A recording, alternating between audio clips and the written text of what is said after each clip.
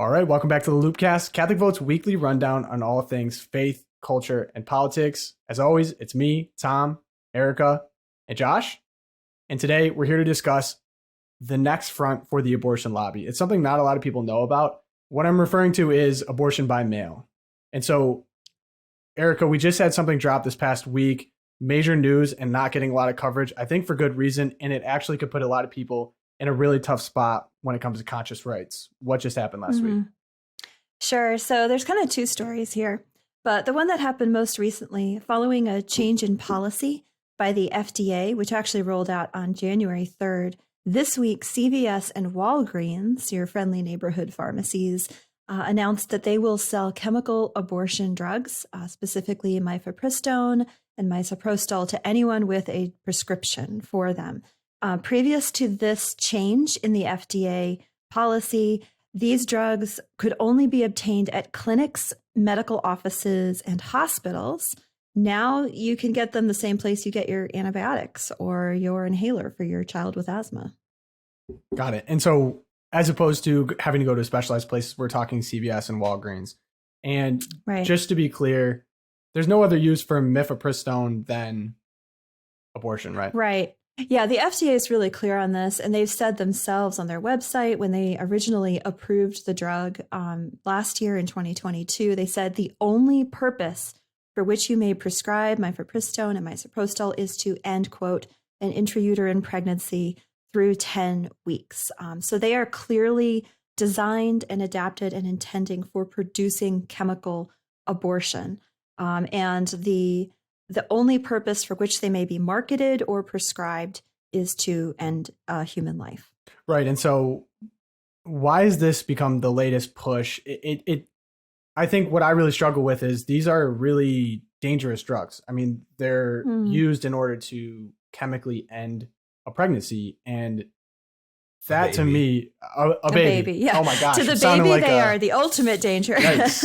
Well, it's a danger to the baby, but it's also a danger to women, right? I mean, I'd imagine there's been some clinical studies run on this and they haven't come back completely safe, right? Yeah, I mean, so not surprisingly, it's hard to find a lot of these longitudinal studies. And I was writing on this issue last fall when the problem with mail-in, people who were mailing these drugs illegally to women in the United States, the FDA actually itself came out and was cautioning against sending these drugs by mail because they are dangerous and they require the oversight of a doctor if they are to at all not endanger the woman's life. So journalist Michael New, who does a lot of research on stats when it comes to abortion, the abortion industry, he's been putting up the FDA data on the, quote, adverse events that are caused by chemical abortions. So these longitudinal studies stretched from September 2000, when the first iterations of these drugs were approved,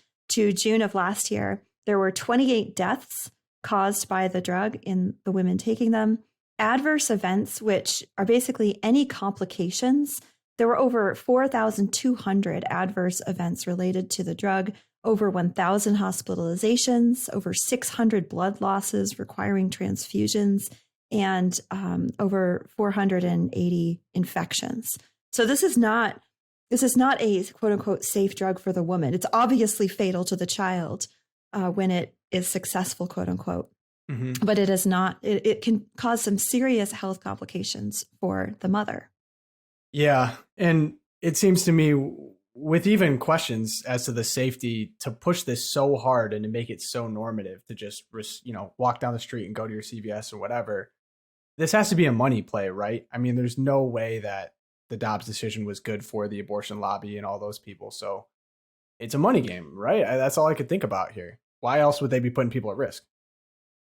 Yeah, I mean, I think the abortion industry is just that. It's an industry, right? And I looked this up ahead of the show. The market size for family planning industries, which is, news speak for abortion in the USA, it's estimated at $3.8 billion right now by IBIS World. And of course, Planned Parenthood has a $1.3 billion market share in that. So there is a lot of money in this. And I think with the dropping of the Dobbs decision and the overturning of the federal mandate on abortion, it was a huge blow to the abortion industry, and they started to shake in their boots a little. Mm-hmm. And unfortunately, making these drugs widely available at your local neighborhood pharmacy is just pushing that agenda, making it that much easier for women to get abortions. In this case, chemical abortions, which are more hidden, right? Like you don't see it happening. There isn't like, we can't go to a Planned Parenthood abortion clinic and pray outside it. These are abortions happening in our bathrooms and in our neighborhoods and in our homes, fueled by this effort to just push it.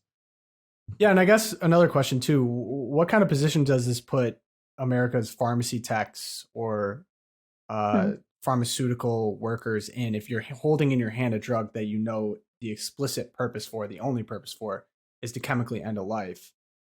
Mm-hmm. Are we going to see lawsuits? What's the next step here? I can't imagine a pharmacy worker of good conscience would feel okay doing something like that.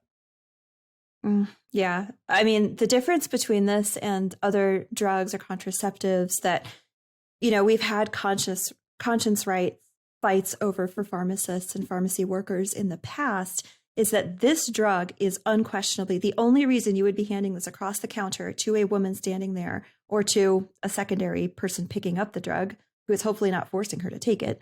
The only reason you would hand that drug over the counter is to end a child's life. That's it. There's no like, oh, maybe it's a therapeutic, maybe it's, helping someone who has depression. No. This is for one purpose only. So for me, thinking about standing in the shoes of a pharmacy worker or a pharmacist, I'm getting a little nervous here, right? Yeah. And in the past, Walgreens especially has been at least publicly understanding about pharmacists with conscience objections to contraceptives. But we've got to really push back on this on behalf of pharmacists who don't want to hand that drug over. Well, I mean, again, it's one of those things where the abortion industry has adapted because you're not just seeing lots of state laws protecting unborn life from Texas to Idaho and everywhere in between.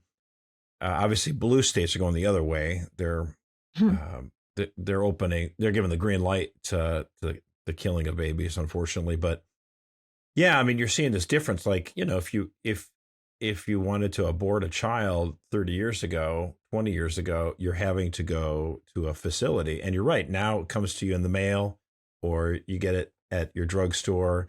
And the abortions themselves, as Erica says, are performed in the privacy of the home. It's a lot like what pornography used to be like. I mean, 30, 40 years ago, you go to some creepy, movie theater. That's what happened to one actor, played Pee-wee Herman. It's like, well, what's this? It just doesn't happen anymore. There's no, walk of shame going to the drugstore and getting, putting in a brown paper bag. You get it all downloaded right onto your computer. And so you see a proliferation, of the effect of pornography on society. Well, in this way, the abortion industry is like, yeah, this would be great if we didn't have to worry about protesters outside our facilities. If we could just have it at what are you going to protest every CVS and Walgreens? Right. Every pharmacy in the country. Are you going to protest the Postal Service because we're going to do abortion by mail? And so it really does open up a new front. And that's why I think it's been very good that the pro-life movement hasn't just fought for laws, which we have. We fought for enacting pro-life laws, but we've also tried to change hearts. Mm-hmm. We've tried to do our best to be there, to witness to moms in need by giving them diapers and baby formula or clothing for their children. We've also just tried to say, hey, look, don't believe society. It tells you that your life's over if you get pregnant. Like we're there to help. We can do things for you. So you're changing the hearts and mind and making people more open to being pro-life. And so as a new technology or a new way of aborting a child comes to the picture, hopefully more and more people will be turning away from it. But yeah, it is kind of scary to see. Can I ask you a question? Technologies.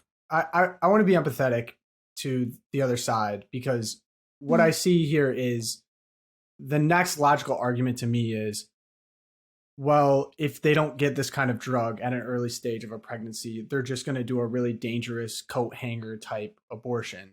And we wouldn't want to put women in that kind of situation. So this may be a better alternative. I'm just playing devil's advocate. I obviously wouldn't advocate for that. But what would your answer be to someone like that who that's how they see this Sure. issue?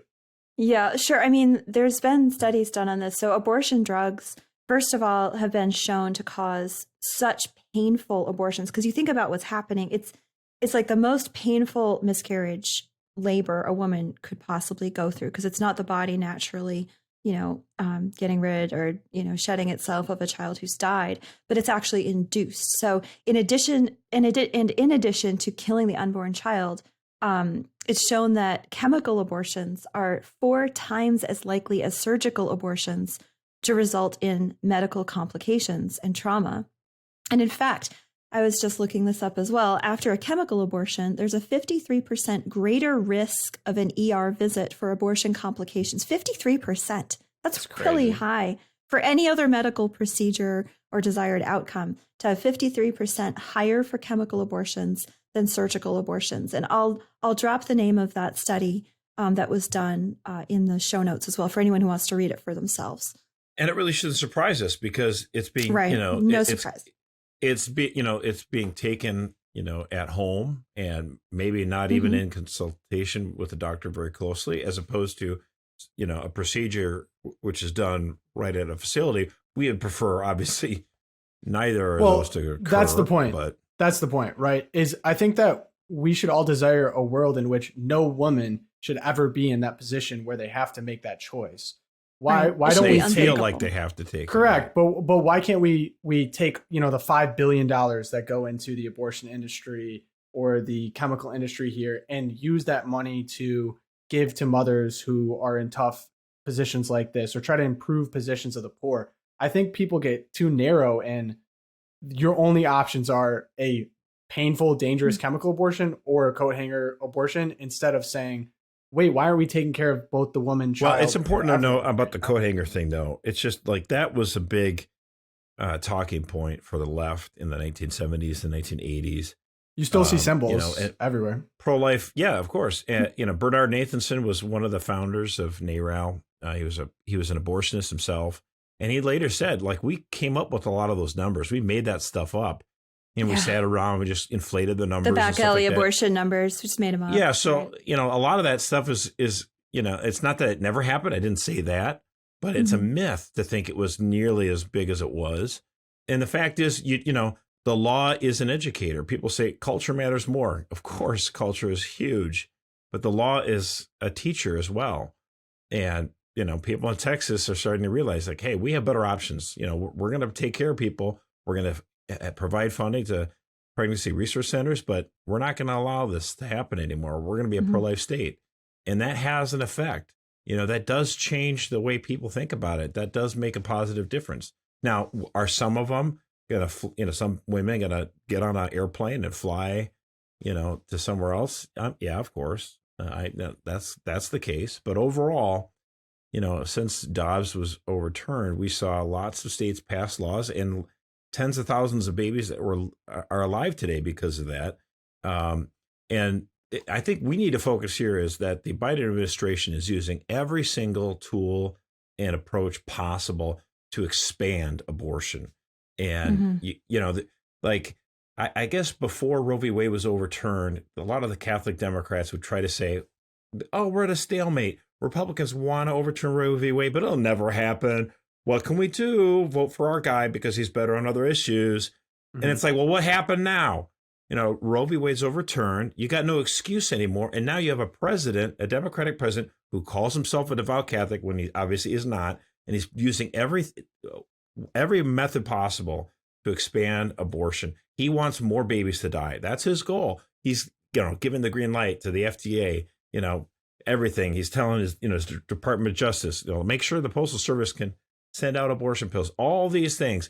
And when the, Justice Department, he wants them to look the other way when pregnancy research centers are attacked. I mean, it's just, you can't, during the Obama administration, you're thinking to yourself, how could there possibly be another presidential administration that could be more pro-abortion than this one? Well, welcome to the Biden administration. Yeah, Joe Biden has done it. Right. It's just, we laugh because it's like, sometimes you have to laugh because it's just so, you laugh, it's you cry. Pathetic and sad and scary. Like, you kind of throw up your hands. You say, Come, Lord Jesus, because this is crazy. Yeah. Yeah. And just to like piggyback on that, I think that the second story that's connected to the CVS Walgreens, which was that the Department of Justice sent this letter to the U.S. Postal Service to clarify a question they had, because it is against federal law to use the mail service to send abortion drugs. Right? It's already against the law. There's a code written in, it's code 1461, and it prohibits mailing mifepristone and misoprostol.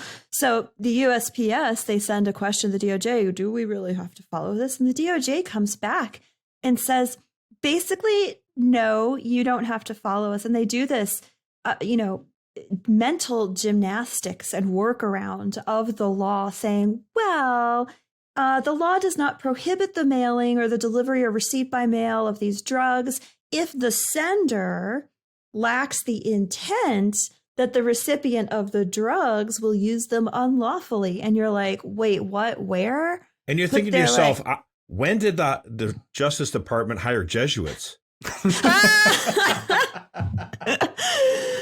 Boom! Just a little church politics reference in there for you. Thanks, Mercer. Yeah. And to wrap this all up, we actually here at Catholic Vote are working on a coalition letter to actually challenge CVS and Walgreens to make them aware that, hey, guess what? You're turning your pharmacies into abortion clinics and you're putting a lot of your employees in these really tough conscience rights situations. So we are actually actively at work to fight against this kind of thing. Right. And they're making, when Walgreens makes itself into the abortion clinic, while the current Department of Justice might be like, don't you worry, we'll look the other way, no enforcement. That doesn't mean that in 2 years, it won't be a completely different Department of Justice, please God. Yeah. My lips to God's ears. But I think, the letter is going to just be like, hey guys, this is actually against federal law. So just remember, the DOJ might not always be wink, wink, nudge, nudge. Yeah, for sure. And I mean, I just want abortion facility. I don't like to even call them a clinic. I know. Yeah, I prefer abortuary, abortion mill. Abortion facility is So looking forward to euphemism, descriptive without being a total euphemism, but it's definitely not a clinic. Yeah, looking forward to having this, having a censor banner on all of our platforms. Awesome. That's the goal. No, it's true. Anytime we talk, YouTube is great about that. Like we mentioned, pro-life legislation. They're like, are you sure you want to do that? Don't you love abortion? Like, yeah, no, dog. That's not why we're in this fight. Good. Yeah. Yeah. No, thanks, dog. So let's bring us up here. We're going to have a little bit of a tough episode here, but there's some really encouraging news. So actually, the home city, Detroit, Michigan, there is a Catholic urban village proposed for Detroit. And for those people unaware, it would be a village right near Eastern Market. It's a really cool spot in Detroit. There's a beautiful parish there called St. Joseph's Cathedral. It's an Institute of Christ the King parish. And they have... I think it's a shrine, actually. It's a shrine, just so that you don't... So the diocesans don't come down on you. Viewer mail. Yeah. Yeah. Hey. Not a cathedral, it's a shrine. It's a shrine. It's a shrine. They actually, I think, got a PBS grant for rebuilding because it was built in the 1800s to serve the German population in Detroit. Oh, like super historic. Absolutely gorgeous. It's very beautiful church. I've been there many times. Yeah. It is unbelievable. So the priests there, they're called canons. They live a partially pastoral and monastic life, and they very much are big on community. Part of the issue that St. Joseph is having and a lot of other churches around the country is people have to drive, 45 minutes, an hour to come into the church to go to mass, and then 45 minutes, an hour back. It's kind of hard to really build an everyday type community around there when you have that kind of reality. So St. Joseph's has answered the call. They're actually working on a project to build somewhat of a community right outside of the church, which would be, the center would be a chapel, and then they'd have apartments and condos and homes all in this little block in Detroit, with the goal of actually creating more of a living community where your entire life can be centered around your faith community, which I think is actually a really beautiful thing. And for those people that are, oh, wow, like this sounds like a cult or whatever, you're right in the heart of Detroit. Like walk down the street, go to a Lions game. Like it's definitely not the same, but it reminds me kind of, I think, of a European model where, the church, the chapel is kind of the center of the town. And then you have a lot more walkability. Absolutely. I That's love so cool. walkability. We talked about on this podcast just in how colleges are kind of organized that way. When you grow up, all of a sudden you have to drive everywhere. You miss out on that community. So I don't know. Are we going to be seeing a lot more of these around the country? What do you think is going to happen? I don't know. I think the idea is definitely taking hold in the United States. And something I love about the Detroit project is that the village, I think it's called like St. Aidan's or Avens or something. And it's going to be built on 8 vacant blocks. Like Detroit's kind of has this reputation in the rest of the country. I'm from the Northeast. I'm like, oh, Detroit, it's like zombie land, right? It's a dead city. So the idea of taking 8 blocks and turning them into housing for Catholics of a range of economic strata, that's just super Catholic. Like, let's renew the world. It's almost like a physical, it's a sacramental kind of instance of our faith in action. So I hope it's successful. Yeah. Well, right. And I do like, as you say, Tom, that the idea is to have a community physically centered around a church, and to have that walkability. And they've made it so that there'd be walking paths and a center green space, park space. And there have been advantages to having, an automobile. I mean, this is, a continent that's 3,000 miles. I mean, our country is like the size of a continent. It's 3,000 miles wide. I mean, I appreciate my car. To get across the state of Texas, it's like traveling through 7 countries in Europe, so it's a vast land that we have here. But like, here's an opportunity where some creative people look at the situation, and you're right. I mean, like I've been to downtown Detroit many a times recently within the last few years, and I'm actually very excited by this project. There was the guy who with Quicken Loans, Gilbert. Gilbert. He owns Quicken Loans. He actually owns the basketball team in Cleveland. Yeah, and he has done a lot for the city of Detroit. Mm-hmm. He's bought up a lot of land and trying to build buildings and bring people in. He's trying to get Amazon and some of these big tech companies to come in. And that's good. I mean, I'm not a big fan of big tech, but this specific project, man, I got to tell you, I mean, obviously I'm in my mid 40s and I've got 6 kids and I'm living in the rural area. Okay. But if I were a 20-year-old spud, man, I would be all game for this, living in a community like that and have the walkability. I think that's an exciting project. And it's my friend Eric Bootsma. He's the architect. He's involved with this. He's done such great work, and he has an understanding of what architecture can do. And we were talking just the last time about Pope Benedict and how there's really 2 effective apologia for the church. It's the holiness of people, but it's also its beauty. And I think, I do think having, if we look at the latter half of the 20th century, and the last 20 years as well, having these big suburbs where, everyone drives everywhere, and you go to these big box stores and everything's centrally located there. And, you can live a life where you're hardly ever, interacting with humans. You're not walking, there's not that. And Americans like me, I'm included, we're getting more obese. I think part of it is that we're not building into just like normal walking. I mean, like, it's just so not I part applaud of our this life. Yeah. Right. Yeah. I mean, look at Europeans. The Europeans have these cities that, you walk to the grocery store, you walk here. I mean, I do like the standard of living in the United States better. I do like that we have a little bit more freedom. Obviously, but he's no European sympathizer. Yeah, no, I'm not. But I remember when I was going to Italy, not just in Rome, but in the countryside, just seeing the people and the way they, interacted inside their communities. I'm like, we can have more of that instead of having these suburbs where you just have. I mean, to me, I don't have a problem. Sometimes the lefties go crazy. Oh, we got to stop suburban sprawl, and they don't like that that people, just want to have their own house and stuff like that. But I agree. I understand their point, but like. The ticket here is to try to create communities where there's natural hubs and people can walk, and it just looks more beautiful that way. I have a lot to contribute because I relate in a lot of ways. I am one of the young buckaroos that you mentioned. I grew up in the Detroit area, and I lived in another community that was referenced in this article as Ave Maria University. It is a town centered around the church, the oratory. I don't know if they call it the oratory anymore. That's what they called it when I was there.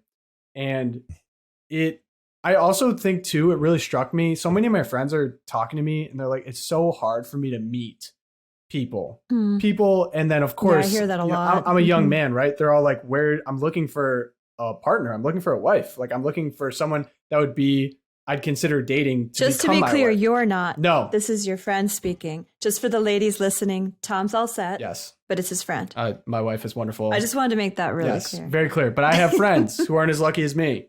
And I think the hardest thing is now people work remote, right? So they're at home, they're working remote. Maybe they go to a gym somewhere. And then at the end of the day, a lot of times, a lot of it's internet stuff. So TV, whatever. There's not, and COVID wrecked a ton of social constructs as well. So especially at our church. Exactly. Yeah, so especially at the church. So I'm always like, my advice always is find a church that has a really vibrant community where you're going to be able to meet a lot of young people and do activities. I'm a big co-ed sports guy too. Like just go play rec basketball. Like it's the best thing ever. But that being said, if I'm that age and I'm really wanting to meet people, the biggest thing for me too, if you're going to marry someone, you have to share your faith, right? I mean, there's stats out there, but it's so hard to marry someone that doesn't agree with you completely on the big fundamentals.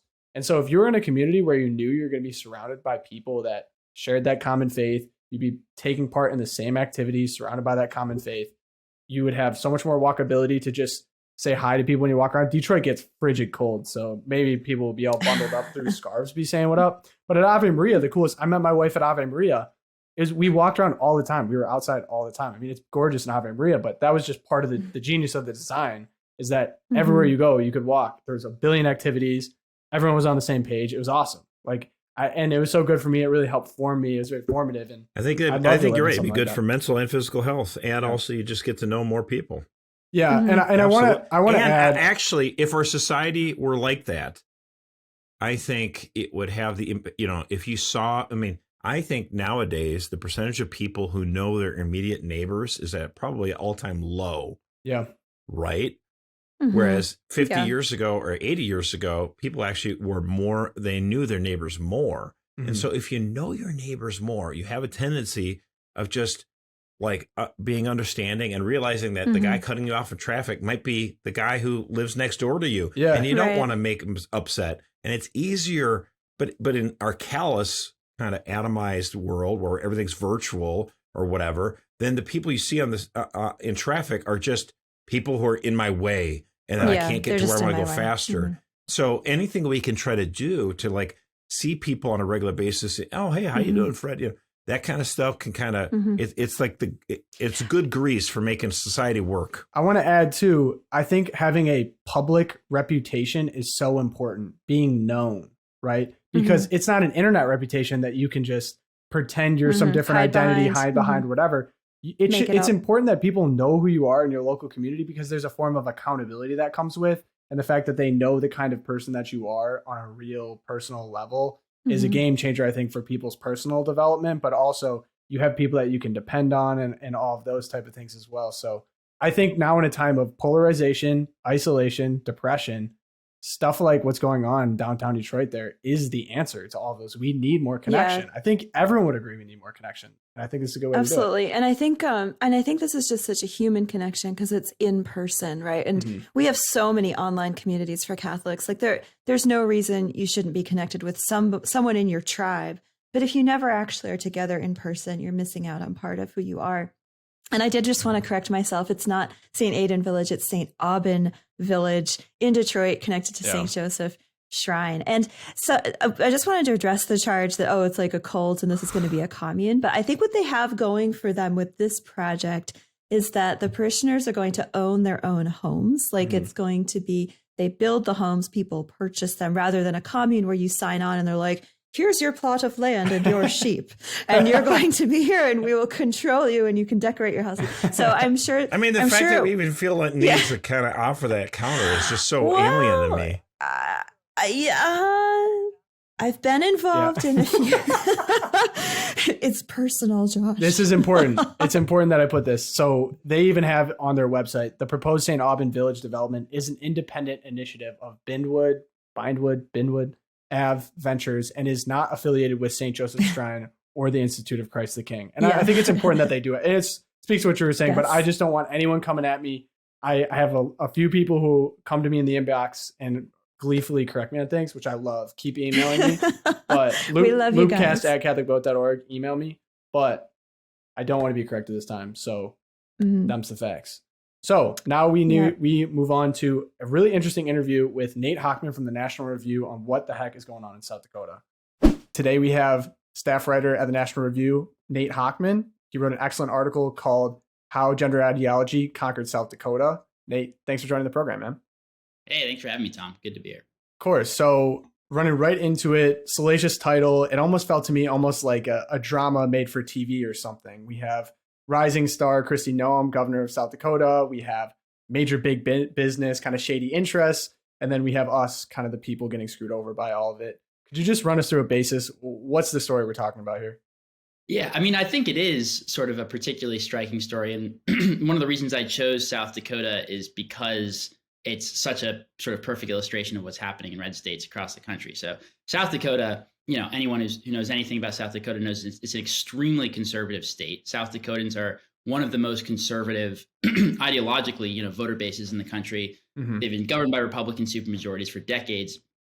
But the Republicans that they actually vote for, at least over the course of the last decade, are not as conservatives as their voters, at least on the transgender issue. And I had sort of noticed over the course of the last couple of years that all these sort of transgender bills, including a lot of the transgender bills you'd seen passed in other red states, bans on men and women's sports, ban on sex change surgeries for young children, et cetera, they kept failing in South Dakota. They kept dying in this deeply Republican legislature. And I looked into it and I found that, almost every single transgender bill that conservatives had tried to pass in South Dakota over the last decade had died either in the state legislature or on the governor's desk. And that's because the largest company in the state, Sanford Health, which is this massive $7.5 billion healthcare company in Sioux Falls, profits from sex change surgeries and puberty blockers and has a very, very close relationship with the Republican establishment in South Dakota. So unfortunately, even though South Dakotans themselves are very conservative, their elected representatives are on the transgender issue, I think, selling them out. Yeah, for sure. And just so people really understand, a lot of these bills are no-brainers, right? So I have a list here just to read off so people get the gist. We have conscious rights for doctors to not perform, say, transgender surgeries or prescribe cross-hormone drugs, ban on puberty blockers and sex change surgeries for kids under 16, ban on changing of sex on birth certificate, a bathroom bill, pretty standard issue, parental rights and education bill. And then this one was kind of interesting, to report the number of human embryos destroyed in medical facilities. And that really stuck out in the article because when you inquired about it, they almost kind of, their attitude was, why do you want to know? What's the big deal? And so all these are just kind of square one, day one. Like if you're a general issue, I guess, conservative bend, these have to get passed. So how are they not getting passed? Like you said, they're super majorities. It seems like people elected these people to go govern for the people. Where's the holdup here? I mean, I think I'm glad you brought up the embryo reporting bill because that's the most, it's the best illustration of how there's no other possible explanation other than Sanford Health, right? I mean, even if you're not a conservative, what's wrong with sort of transparency about just people being able to know the amount of human embryos that are destroyed in medical facilities, but particularly if you're pro-life. Mm-hmm. And, South Dakotans are pro-life. And you're sort of claiming to be a social conservative. Why would you vote to kill that bill? And the reason, as far as I can tell, is that Sanford Health lobbyists showed up in the South Dakota legislature and lobbied against it. And they said literally what you were saying, why do you want to know? Which is, it's pretty obvious that they just didn't want people to know, how many human embryos they were destroying in facilities. Yeah. But you can go down the list, over and over and over again.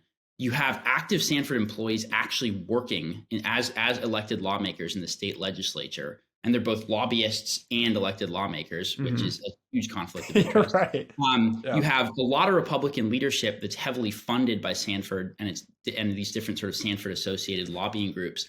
And in Kristi Noem's office, the governor of South Dakota, up until very recently, her closest advisor was a registered Sanford lobbyist. And I had sources in her office last year feeding me stories about how he would come in and kill these social conservative bills. So, top to bottom, Sanford Health has a lot of control over the GOP in South Dakota, and their actual policy preferences, I think, are at odds with what conservatives should be looking for.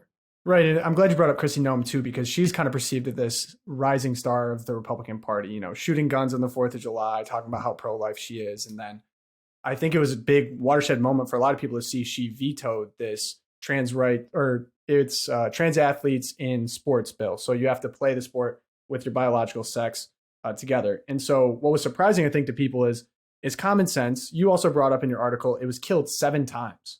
And I think eventually it got back to her desk. I think she signed something, but the very first, whoa, the entire nation looking, that doesn't make any sense. Every governor is doing something like this. It's almost like a litmus test for someone that's legislating for conservatives. So was it illuminating to you to see what Kristi Noem had going on in her own house, and how has her team kind of responded to those accusations? Well, the second one is also, it's an interesting question because I sort of got into it with her chief of communications. But yeah, March 2021, when Noem vetoed HB House Bill 1217, which was this bill that had been passed in a lot of other red states, which would basically just very easy keep biological boys out of girls' sports in high school athletics, right, maybe elementary school athletics as well. And Noem had sort of positioned herself as a conservative fighter with the lockdown, South Dakota being the only state in the country that didn't lock down, and she vetoed it. And as you pointed out, that was, I think, the 8th version of that bill that had died in the South Dakota legislature, which enraged and shocked a lot of conservatives who had sort of seen her as this fighter. And at the time, like I mentioned, I looked into it, and Sanford's fingerprints were all over it. There were Sanford lobbyists in her office coming in to help kill the bill. And the Sanford Sports Complex, which is this massive $50 million or more dollar sports complex in the state, the same day that she had issued her veto, they announced a $50 million expansion of the sports complex. And they were really worried that they were going to lose a lot of revenue if the NCAA boycotted South Dakota like they had in response to other social conservative states like North Carolina. So again, Sanford Health all the way down. But the response from Noem's team this time was really odd. And I got a sort of long, angry response from Noem's chief of communications, which concluded with another weird wrinkle to this story, which is that he accused me of being a shill for Governor Ron DeSantis, despite the fact that, as far as I could tell, the story had nothing to do with Ron DeSantis or Florida. My inquiry had nothing to do with it. I didn't mention. Are you it. working? You working in Florida these days, or where are you at? I'm in DC. I'm in the swamp full time right now. So no links to Ron DeSantis' office that I'm aware of. Mm-hmm. So telling though, because DeSantis is kind of seen as another rising star, someone that told Disney to say, go pound sand. So why do you think DeSantis was able to really tell Disney, hey, nah, we're not going to play this over here? And then South Dakota, we have kind of an opposite effect with their big business. I mean, employing 7 to 1 people in their state. So what's the difference there?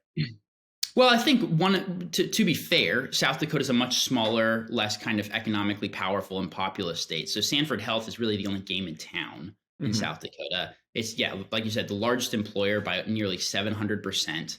South Dakota is a state of less than 1 million people, full-time residents. That's just not Florida, right? So the sort of power differential between DeSantis and Disney, while Disney is a very powerful company in Florida, it's not the only game in town, whereas Sanford Health sort of is. But, it's also, I think, to give DeSantis credit, it's because Ron DeSantis, I think, sort of understands this new dynamic that we're seeing in red states across the country, where these big businesses increasingly are working with left-wing activists and throwing their weight around to go after social conservatives, and often to overturn or kill these social conservative bills that are very popular in the state. And you just have not seen that in the same way from South Dakota Republicans, which I think is a shame. Right. And you also mentioned in your article, there's something called the Transformation Project. It's a very organized, well thought out trans activist group that do conferences in Sioux Falls and South Dakota, et cetera. They were very influential as well. And I just, so people are clear, what was their involvement in terms of what happened in South Dakota? Right. So this is what originally brought my attention to sort of writing this piece, is that there's on January 13th, there's going to be this big Midwest gender identity conference in Sioux Falls in South Dakota. And, you don't really think, like I said, of South Dakota as the kind of state where you'd find a gender identity conference. But it's this huge sort of meeting of, transgender medical specialists, activists, experts, et cetera. And it's being co-hosted by Sanford Health and this trans activist group, the Transformation Project. The Transformation Project, their main focus is gender dysphoric children, transgender kids. They were on the sort of front edge of the spear of killing this ban on puberty blockers for kids. And they're extremely well funded, mostly with out-of-state money from sort of LGBT activist groups in places like California. But it's just another example of how these sort of large national forces and this very powerful national coalition are able to sort of parachute into these sort of smaller red states like South Dakota and just consistently override the will of the people. Yeah, and so the will of the people comes up. It feels very discouraging knowing there's well-organized, well-funded interest groups that are kind of intermingling with people that are legislating, right? And then also the pressure from big business. So what's the response from just a common everyday person that just wants to see not have their kids be mutilated, essentially, and have their legislators represent them? How can we put their feet to the fire, I guess? What's the answer to this? Well, look, I mean, it sounds sort of a little cliche as a prescription, but Republican voters, I think, have to start paying attention. And it's not to impugn Republican voters in South Dakota. Look, most people have better things to do with their life than to sort of scrutinize every sort of policy decision that their elected representatives make. People have jobs, they've got families, they've got church to go to, they got kids to raise, right? Like it's, sort of paying a lot of attention to politics. It often falls, further down on their priority list. But South Dakotans, like I said, are a very conservative people. They would be horrified if they found out that this was going on in their state. And I've been inundated with messages and emails since I wrote this piece going, I had no idea that this was happening in my state.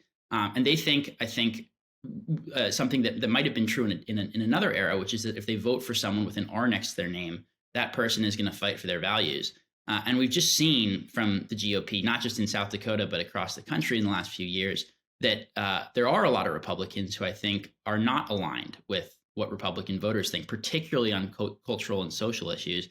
And Republican voters, I think, need to sort of draw some bright red lines in the sand and say that that's unacceptable and that there will be consequences for betraying them on these really important cultural issues. Yeah. And Nate, you're an excellent writer. You're pretty good at investigating. I mean, I was shocked when I saw this. I'm in the game as well. So why was this not more well known before your piece? Why are the average person not able to do this? I feel like it has to be something a little bit more than, we just weren't really paying attention. There has to be some type of concerted effort to just lock this down, right?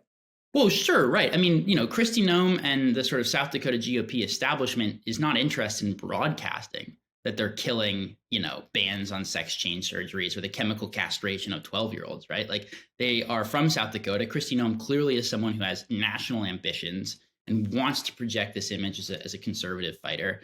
And she understands that stories like this and a lot of the sort of unflattering revelations about her would have negative consequences for her sort of ambitious goals. So it's not just that sort of people aren't paying attention. It's that this is happening very quietly behind the scenes, and you really have to kind of dig into it to put the puzzle pieces together. But that's ideally what good journalism is for. And hopefully, since I wrote this piece, some South Dakotans have sort of woken up to the situation. Yeah, and I can tell you one thing: I haven't seen this on Fox News. I haven't seen this on CNN. I haven't seen this on any major things. What do you think the role of independent journalism is going to play here in the next 4 or 5 years? Well, I think it's everything to a certain extent. I mean, we've seen how much citizen journalism has played, really pivotal roles in political developments over the last few years. I will say, the most valuable resource that I had, because I worked on this piece for 2+ months, were these little conservative blogs run by, normal private citizens in South Dakota who had spent, all their free times, stayed up late nights, digging into old campaign finance reports and, putting together different like lobbying meetings reports. And they had, a couple local friends in the state legislature, these little blogs, again, no big money behind them, probably not very much, no money at all, of just South Dakotans who loved their state, were conservative, who cared about it, who knew something fishy was going on, and were kind of digging into it. that allowed me to sort of come in and put the puzzle pieces together. So again, particularly in states like South Dakota, where stuff like this is going on, anyone can be a journalist now. Anyone can have Twitter. Anyone can have a Substack or a blog or something like that, and you can do really invaluable work that way. And I'm certainly grateful for the people on the ground in South Dakota who did that.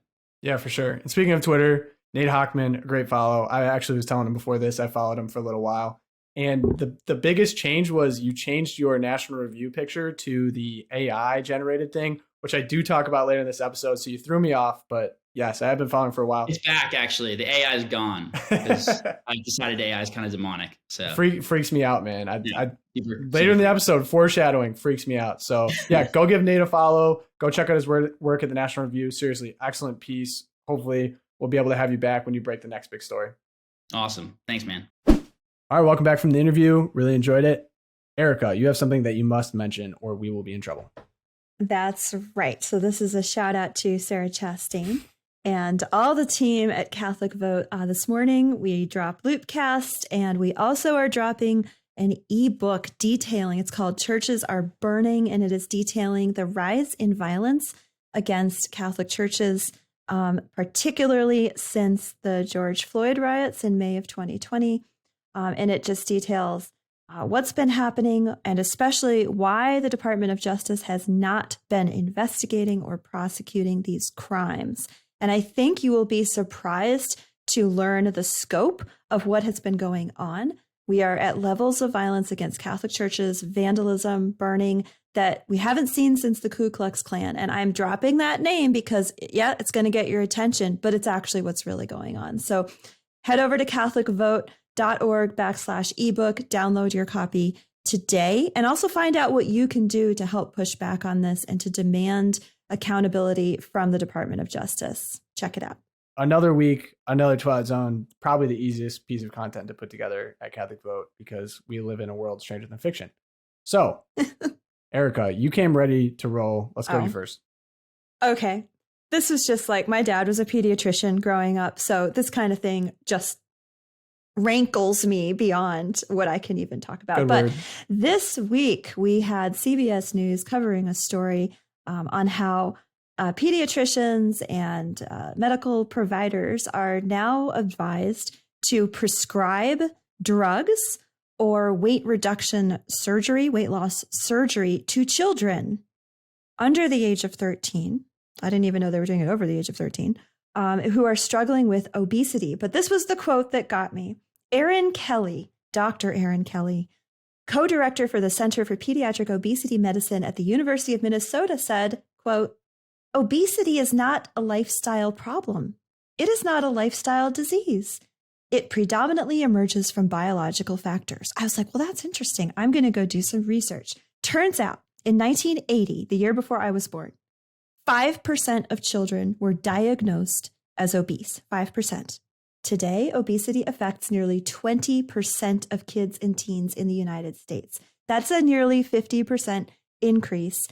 So did our biology change? Our biological factors all changed 50%? Erica, I know you're saying this in a kind of an ironic, joking tone, but I mean, 1984, I'm not kidding. Within 10 years, they could totally brainwash a generation that that's the truth. That you're obese. You're not obese because you should change your diet or your behavior, but you're just obese because of biological factors. I mean, here's the thing. I obviously have struggled, with my weight for my entire lifetime. And I've seen it go up and down, and I could say, I don't like it when we say, oh, it's just biology. I mean, is there some sort of physiological predisposition that makes it easier to gain weight? Probably. But you know what? Exercise and cutting back on sugar is a huge way to get off that. And I have lived healthier by following the guidelines. Just because it's not easy for me, maybe it's harder for me. You two guys are totally skinny. No, it's not a problem for you. But I don't think it helps anybody by saying, oh, it's just a disease. Yeah. And it certainly doesn't help children, right? If you're telling children, oh, you need an inhaler for your asthma and you need these drugs to control your weight. Follow the money. Follow the money. Follow Who's the making money off money. this? There is no money to be made in take some walks, get outside, stop eating Drink more processed water. food, drink Stop water. drinking. Stop soda, drinking pop. Soda. Guess who funded the Pop. biggest study on on pop, whether or not it was adverse to your health or not? You have any guesses as to who put the money up for that? Coca-Cola. Coca-Cola. And guess what? It came back. Okay, it's not that bad. What do we think's going on? It's like FDA has done. Here's the more. funny thing, though. I think it's kind of crazy that it's like a long time conservative leaning people wouldn't say that kind of stuff because they're like, oh, I don't want to attack businesses. I'll attack them. It's like, listen, take them down. No, I welcome this. I think, because the worry here, 20 years ago, if you'd have said something like that is you're attacking businesses and the communists are coming for us and, you can't do that. It's like, you know what? Coca-Cola isn't your friend. They're the communists. I mean, well, I know. What did we just talk? What did I just talk to Nate about? It's big business interests actually infiltrating states and pushing lawmakers around. It's not the other way. So it's just it's always as bad. the case that big businesses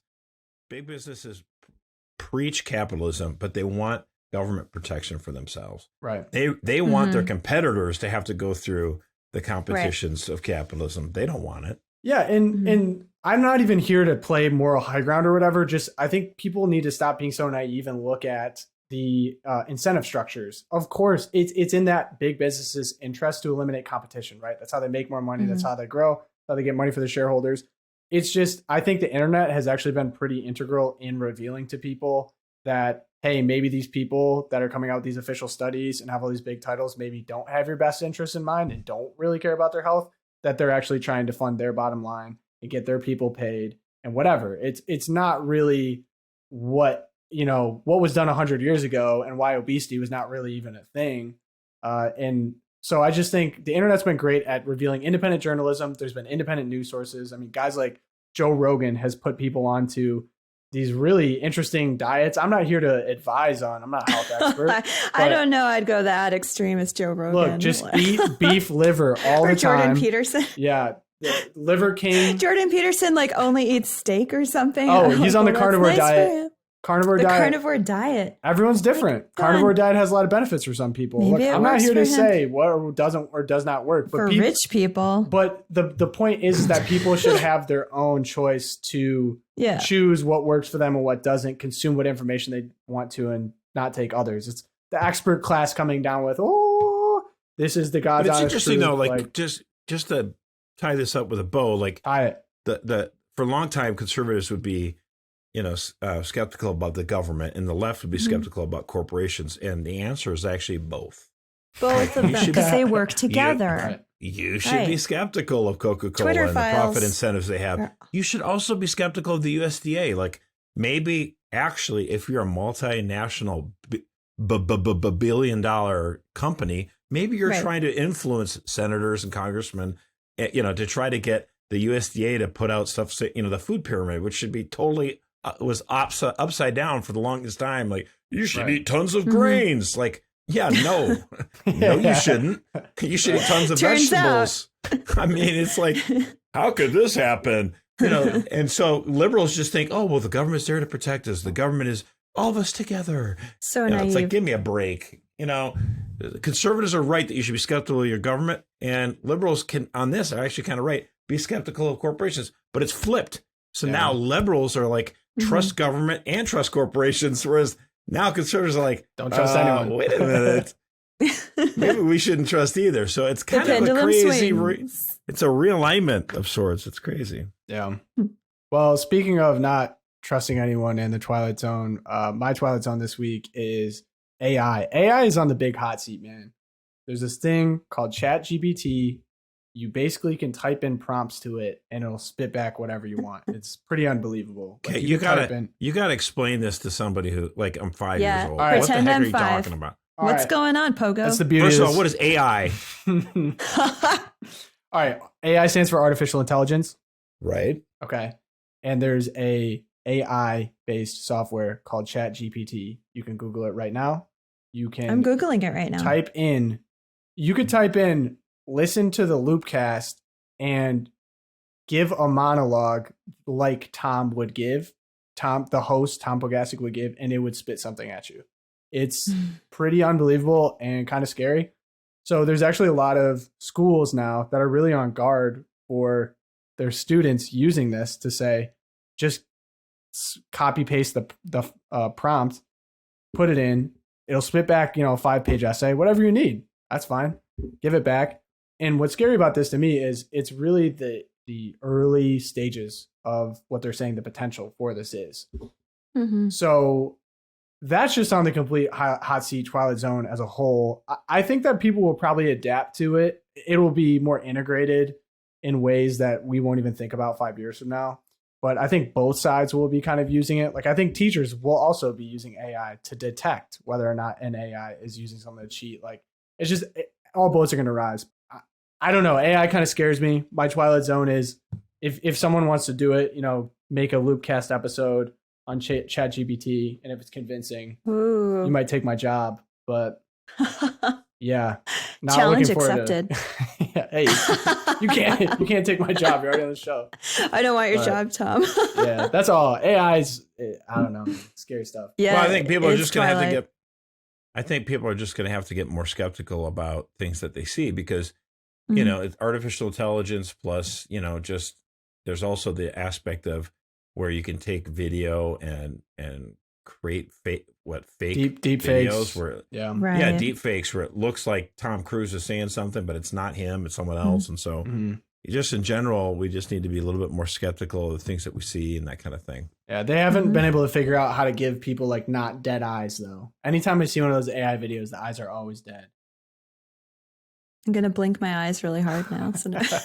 This is all an AI episode, by the way. The whole thing is AI. Phoned it in this week. If All I right, were Mercy. artificial, would I look like this? Come on. Come on, man. Mercer, what do you got? Twilight Zone.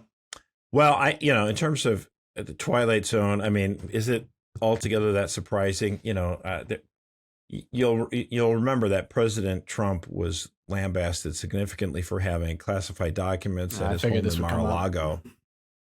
Yeah, well, it turns out there were classified documents at the Penn Biden Center in Washington, D.C., which is affiliated with the University of Pennsylvania. These are classified documents that were taken from the White House when Joe Biden was vice president under President Obama. And so to me, it's just like hilarious. It's like, and now you're seeing all these Catholic lefties are making apologies for it. It's like, well, this doesn't look like it's that big of a deal. And it just, to me, just strikes me as yet another example where, I would say if the media didn't have a double standard, they'd have no standards at all. Did you see the View ladies went to bat for Joe Biden on this one? Oh, of course they did. Well, I know you're a faithful viewer of that show, but it's great content. I'm a big Whoopi fan. It is the gift that keeps on giving. Yeah, she was great in Sister Act.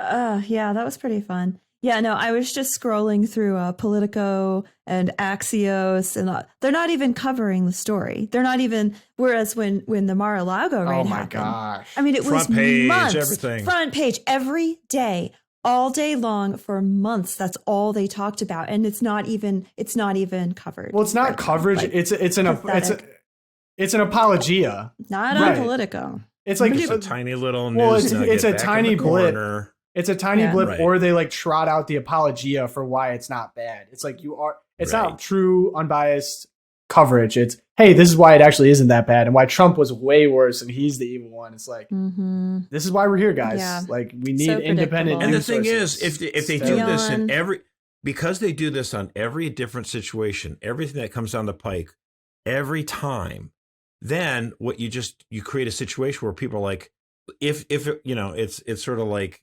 crying wolf, right?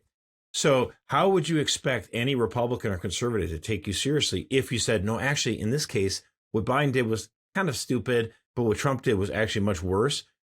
If that were actually true, Right? If you could give a little, why would anyone believe you? Like, you've burned every bridge possible, So to me, that's frustrating. It's just another example of corruption and scandal, and more and more people just tuning them out. But there are still, of course, millions of Americans who consume this sort of news media, and they're just like, oh, what? No, I didn't hear about that. Because why would they have heard about that? Because it's not mentioned on the nightly news. It's not mentioned on CNN. And they don't subscribe to the Loop. Right. Yeah.